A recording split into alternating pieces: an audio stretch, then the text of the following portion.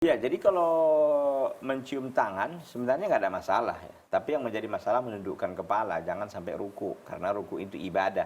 Dan ibadah itu tidak boleh kecuali hanya kepada Allah Subhanahu wa Ta'ala. Hatta orang tua pun. Maka di sini kita sampaikan bahwa ada sebagian orang kadang-kadang gulu ya, berlebihan dalam menghormati orang tua. Itu tadi, ya, bahkan mohon maaf di sebagian daerah saya lihat itu ada cerita sungkeman ya. Sungkeman itu kan dia sampai apa ya? Sampai sujud begitu sama orang tua. Enggak boleh, sujud itu ibadah dan ibadah harus kepada Allah Subhanahu wa taala. Itu syirku akbar gitu loh. Nah, karena umat kita ini memang masih tak mengerti masalah itu, maka kita sampaikan bahwa kalau untuk cium tangan boleh nggak? Boleh, tapi tangannya jangan kita yang ruku, jangan kita yang tunduk. Diangkat tangannya kalau kita mau cium tangan orang tua kita.